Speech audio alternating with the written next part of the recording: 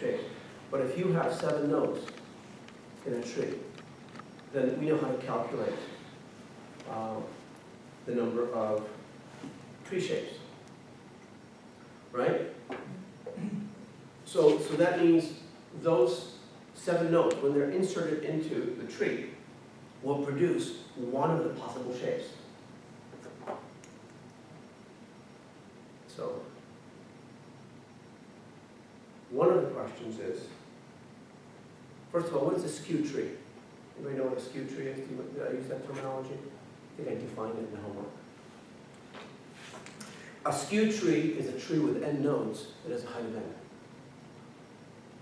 A skew tree, which is a tree, let's say a BST binary search tree with n nodes that has a height of n.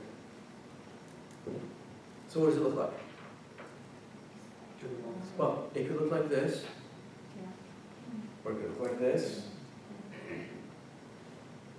It could look like this. It could look like this. You understand? So basically, as we add a node, it's always going to add another level to the tree. So, a kind of question that I'd like to ask in a midterm, this is not in the homework, is like, consider a skew tree of height 4. Whew, thank you for making it 4. A skew tree of height 4. Tell me how many different shapes it could have. So, you do what you should always do in an algorithms course. You draw pictures. You draw pictures and you count them. And you look for a pattern, because the next question coming up, and you know it's coming up, is now you have a tree with n nodes. And the question is, how many patterns or shapes are skewed? Then you can find out what is the probability. And that's a difficult question. Probability of a shape is very, very difficult to answer the question. So you're gonna make the questions easy. This is not even on homework.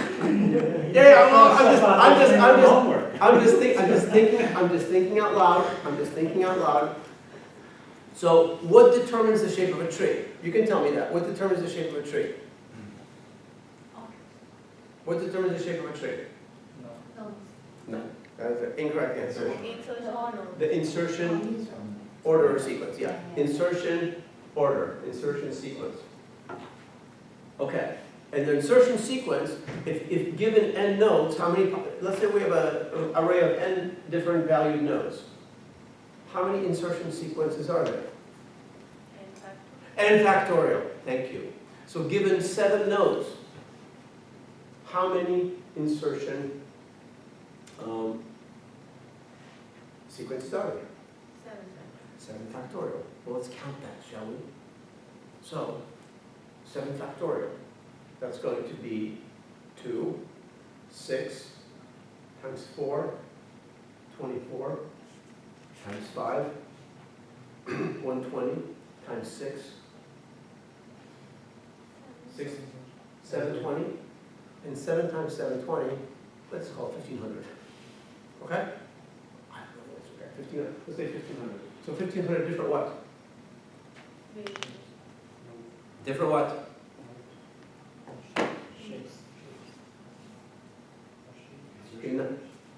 Insertion orders, or insertion sequences, or permutations of the numbers. So we have 7 numbers, we can reorder them 1,500 different ways roughly. So each of those orders will have to map to what? In terms of shapes. Each insertion sequence maps to what? Well, that's the incorrect answer. It does not necessarily. That's in fact what we're going to be exploring in the homework. So I am talking about the homework. Eventually I get there. So if we look at 7 factorial, somebody please on a calculator punch in 7 factorial. If you don't, I will do it. So give me a number for 7 factorial. And then we're going to have 1/8 over 14 choose 7 binomial. So these two numbers, the top one represents insertion, orders, and this represents number of shapes.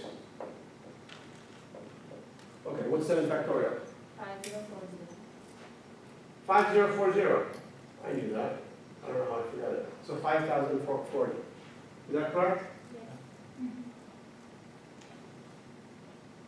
Now this is going to be 1/8 times, this is going to be 14 times 13 times 12 times 11 times 10 times 9 times 8. See, I'm doing the homework for you.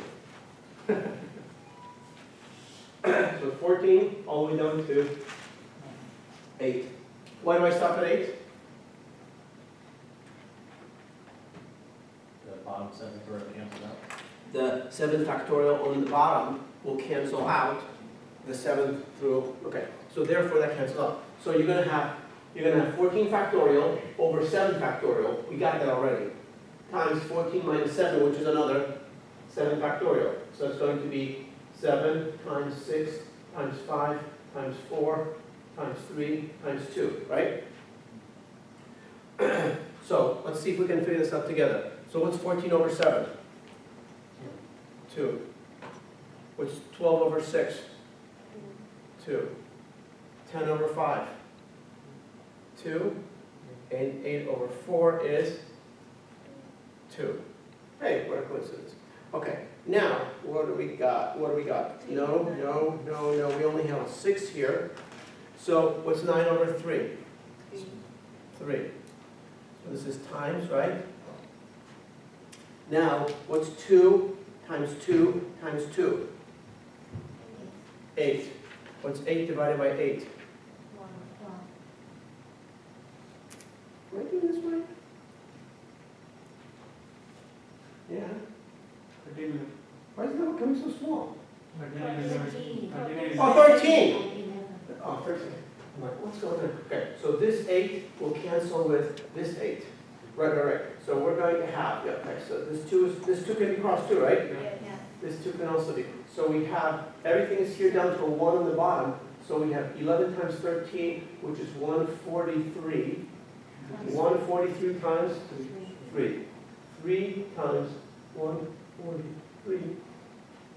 3 times 43 is 129. 429? Yeah. Okay.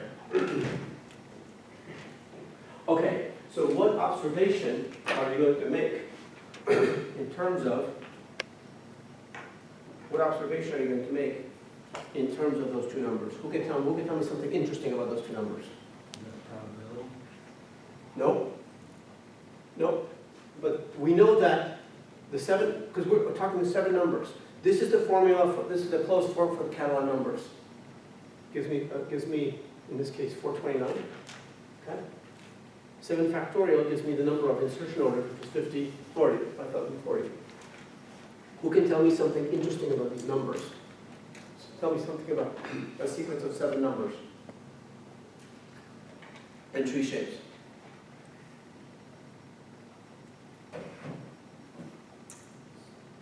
I'll give you a minute to think about it.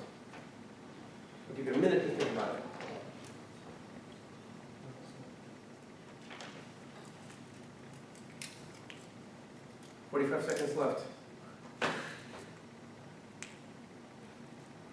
Tell me something interesting about these two observations.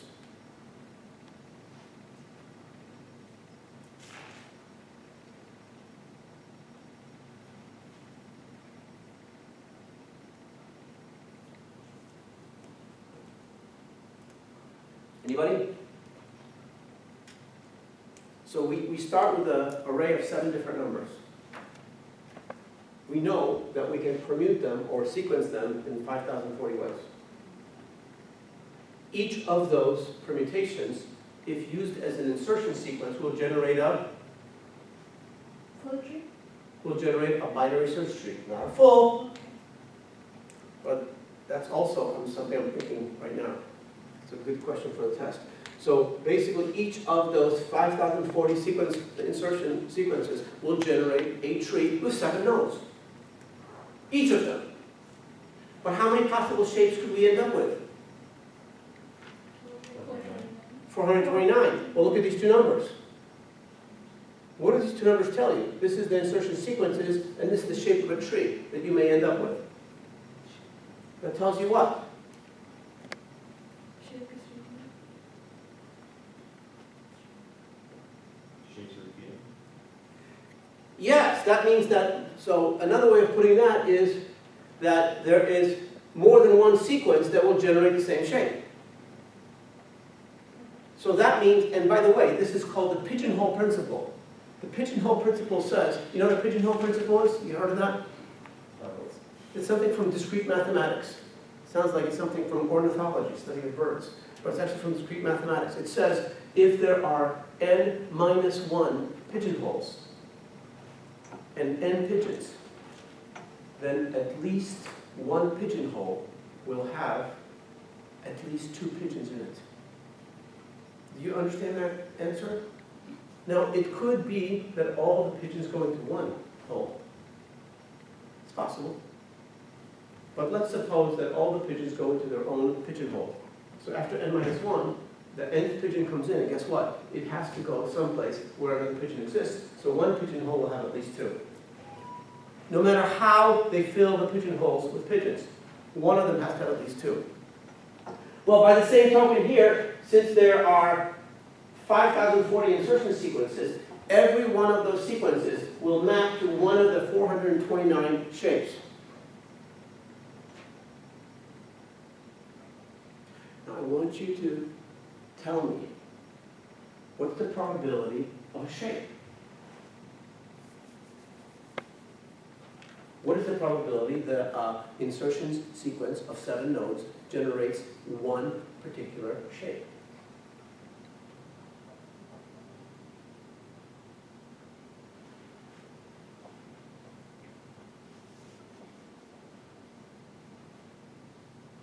Nobody has an answer for me. Because it's not, I'm not giving you a trivial question, I'm giving you a question that you need to think about. What is the probability that, you understand this is 429 different shapes. We know what that means. The question is, what's the probability that I'll take 7 nodes and they'll end up with shape number 7, which is 1, 2, 3, 4, 5, 6, 7, 8, 429. That one shape. What's the probability that they'll end up with the shape? Is it more than 0 probability? Is each shape a possibility? Is each shape a non-zero probability? Yes. Are all shapes equally likely? No. Prove it. Prove to me that all shapes are not equally likely.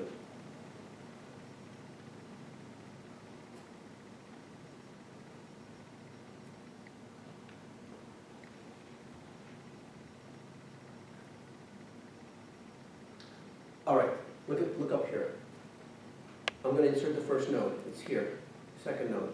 Third, fourth, fifth, sixth, seventh. What was the sequence? The sequence was? What does the sequence have to look like? The insertion sequence must be what? Decreasing? Decreasing. Decreasing. Biggest number, next smaller, next smaller, next smaller, next smaller, it's going to look like this. What's the probability that we get that sequence? That we get that shape? That we get that sequence? Is there any, how many sequences out of 5,040 generate that shape? Imagine that the numbers in your array are 1, 2, 3, 4, 5, 6, 7. What's the first number? 7. 6. 5, 4, 3, 2, 1. Is there any, if you take one number, if you swap any two numbers, are you going to get that shape? No. Then what's the probability of that shape? 1. 1 over? 429. 1 over 5,040. Okay, right? Because the only way you're going to get this shape, by the way, that's one of the skew shapes. The only way you're going to get that shape is if your insertion order is sorted in reverse order. Largest down to smallest. Largest down to smallest. It's going to go. If you change any two numbers, it's going to be a different shape. So that means only one out of the 50/40 generates this one shape. So now, to prove that not all shapes are equally likely, you can say all shapes are not equally likely, because suppose they were equally likely. That means that this one permutation generated one. That means every, what? Inclusion order. Every other permutation would have to generate one. But there are 5,040 permutations, therefore by the pigeonhole principle, shapes other than this one, every one of the shapes other than this one, or some shapes other than this one, must have at least 2 permutations. And therefore, 2 permutations will go to one shape, which means that their probability is going to be 2 over 50/40, which is twice as likely. So what we'll have, if you think about it this way, what we'll have, if you think about it, is we have, imagine having 1, 2, 3, 4, 5, so basically you're going to have 5,040 permutations. And you're going to have 429 shapes. So you understand what's going to happen, right? But you're going to have many of these permutations are going to go to, because you have to map every one of the 50/40 to 429. So if you divide 50/40, when somebody do it on a calculator for me. So take 50/40 and divide it by 429. 11. What is it? 11? About 11? No, no, it's about. Oh, yeah, it's about 11. 11. What was the number? 10 point? 11.7. 11.74. So let's say 11.8. That means on average, if every single shape was equally likely, then every single one of these shapes would have roughly 11 or 12, or 11.8, which is impossible, but let's say every one of them would have around 12 permutations. But we know this shape only has 1. We know that this shape, hello, has only 1.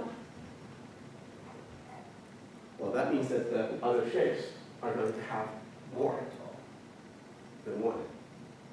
Because there are 5,038 more shapes, and there's only 427 more permutations, 5,038 permutations, and 427 shapes left.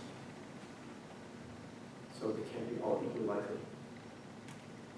So we know the probability of, so now the question I have on the homework, I'm not going to give you the answer for that question, because you'll have to figure out yourself a little piece of it, and my question is, what's the probability that a permutation of 7 nodes, that insertion sequence using that permutation generates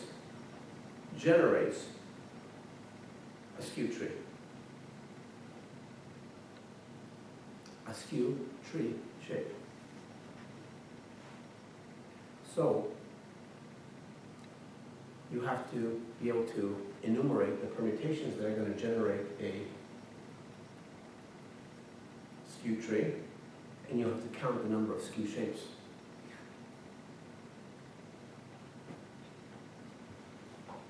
Okay? So just before you get too worried about my midterm exam, if I do give you a harder question, I may not be necessarily expecting you to give me the final, simplified, nice answer. I'm also very concerned about how you're approaching the problem. Whether what you're doing is using valid logic to go to a reasonable conclusion. That's also important for me, okay? So your test is going to be graded very, very individually, because I'm going to get just different answers to the questions. These 2 people are just not going to think exactly the same way. So state your assumptions, explain to me the way you're thinking, why you're saying this, because blah, blah, blah, blah, and then show me what you're doing. If you can do that, then basically what I'm seeing is I'm seeing your logical thinking process. And that usually goes a long way to giving you credit for your work. Okay, all right, so last time we were looking at trying to count the average number of comparisons for quicksort, right? That's what we did, counting the average number of comparisons for quicksort, and we found out it was an interesting number, and that number was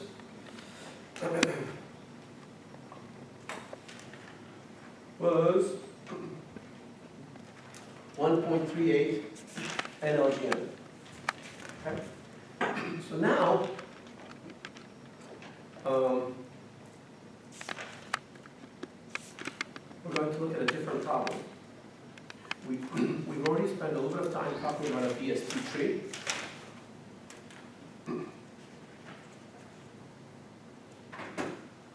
And in terms of the BST tree, we actually did something using full trees, right? We used the full tree.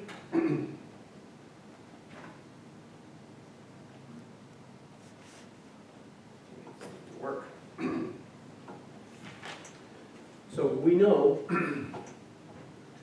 Oh, here's another interesting question that I think is a good one for a midterm exam. I don't know if I'm going to use it or not, but here's an interesting question.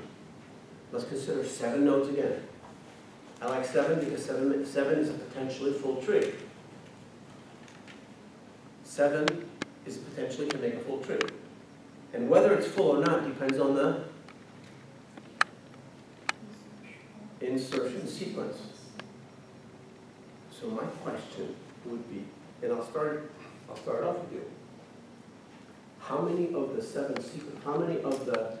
factorial or 5,040 insertion sequences will generate a full tree? Isn't that a great question? What's a very simple, quick answer somebody might say? 1 over that. Somebody might say 1 over that, which is an excellent guess. Even though it's completely wrong, I love it because that person knows why. I know exactly why they said 1 over 5,040. Because when we did our BBT algorithm, it chose the root of the middle, rather, at the root. Then it went recurse left, then choose the middle of the left. Then it chose the left of the left, the right of the left. Then it went the left of the right, and then the right of the right. Right? And we know that achieved a full tree. So my question to you is, suppose that we don't choose the middle element as the root. Will we have a full tree? If we don't choose the middle element of that sorted array of 7. If we don't choose the 4th element as the root, will we have a full tree? Could we have a full tree? That's the better question. What do you think is the answer? No. Why? Go ahead. The middle element divides exactly to half. So if we don't choose the 4th element, which is right in the middle, as the root, then the left subtree will not have what? If we don't choose the 4th element, which is the middle of the 7, as the root, then the left subtree will not have what? Say it. 3 elements, and the right subtree will not have 3 elements. If we choose, for example, the 3rd one, then the only elements that are left in the 3rd one, that means the left subtree would have 2, and the right one would have 4. So it's not going to be full. If we choose 1 as the root, no left subtree, 6 in the right. You understand what I'm saying? So the only way you can balance the subtrees is by choosing the middle. So therefore, if you're going to have a full tree out of an insertion sequence of 7 elements, the first element must be, from sorted order, the middle element, the 4th element. So therefore, the first one must be element sub 4 in the sorted sequence. Now the question is, what is the next possible element that can go and still make a full tree? Give me the sequence number. So 4 has to go first. Has to. So now what element is next? So we got the root is the middle element. Remember, whatever we add is going to be either a left child or a right child to the root. It has to be. That's the way the insertion works. So, which element can we add to the root? Index what? Index 2. And then which one can we add? Could we add index 5? No. How about 6? Yes. So we have to add 4. I'll draw it out here.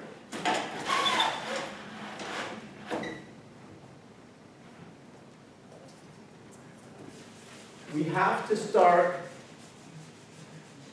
with 4. So this is going to be elements sub 1, sub 2, sub 3, sub 4, sub 5, sub 6, sub 7. Now, I don't like the way I drew that, because basically it's confusing. Let's just call it like this: E1, E2.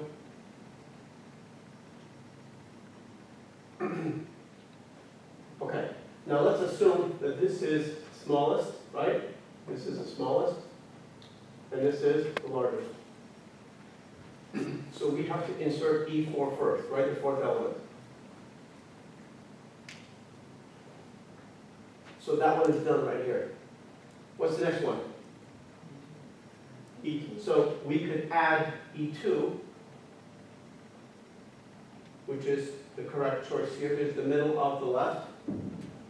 But we could also add E6. Does it matter which one we add first? Is adding E6 going to mess up the left subtree? No, it's not. So therefore, the sequence begins E4, followed by E2, but it can also be E4, followed by E6. Are you with me? Okay, so those two are still going to keep, so we have more than one sequence, which is kind of cool. Now, how many possible moves after this one will keep a full tree? So E4, E2, E4, E2. E4, suppose we have E4, E2. What can we add next? So we could add E6, right? What else can we add? 1, E1. 3, We can add E1. What else can we add? E3. E3.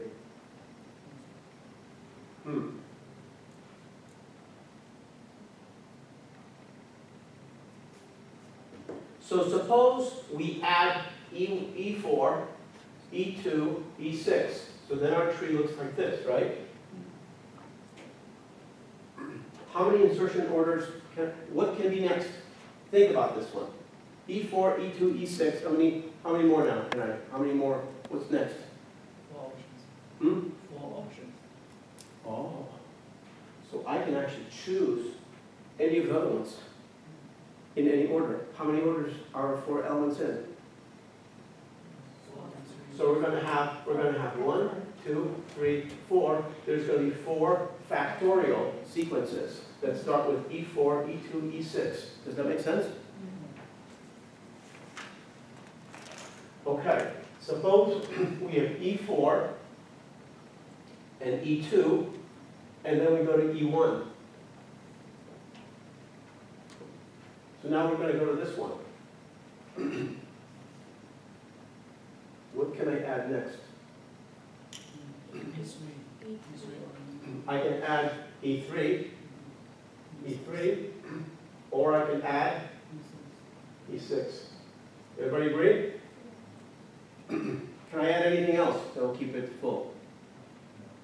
No. Because if you add any of the subchildren of E6, then they're going to become the right child of E4. That's no good. So suppose I have E4, E2, E1, and I add E3. What's next? Anything else? No? Has to be E6, and then 2 options. So this is going to be 2 factorial. Okay, suppose I have 4, 2, and 3. 4, 2, 4, 2, and 3. Now what can I add?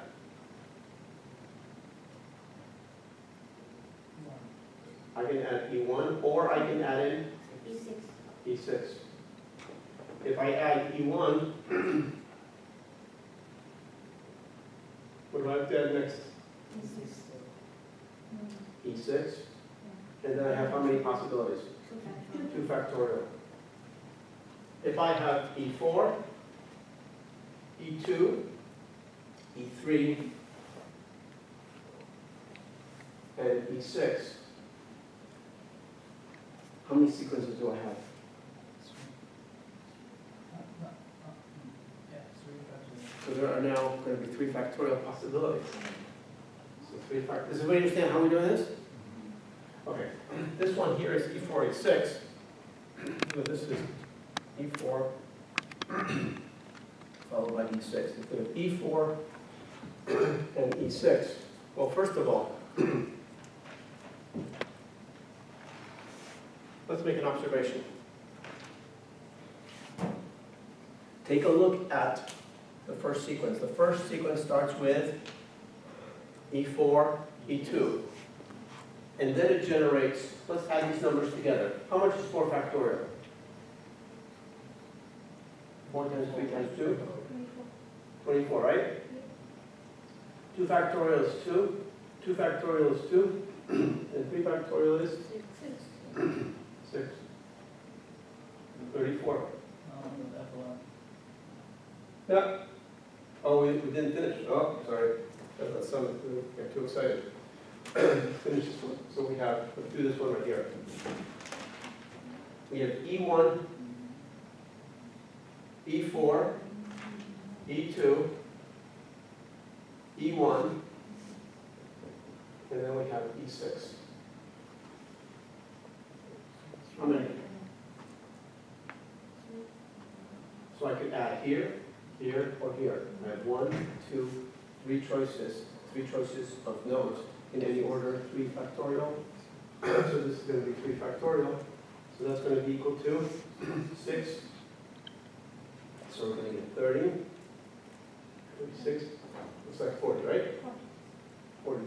Can somebody tell me what's going to happen if we start with the sequence? We got another 40. You get another 40, because basically something like, it's like the symmetrical way of looking at it. So this is also going to end up to 40.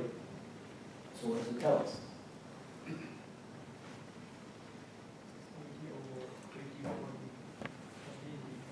What's the probability? What's the probability that a random sequence is going to produce a balanced tree? The answer is, what's the expression?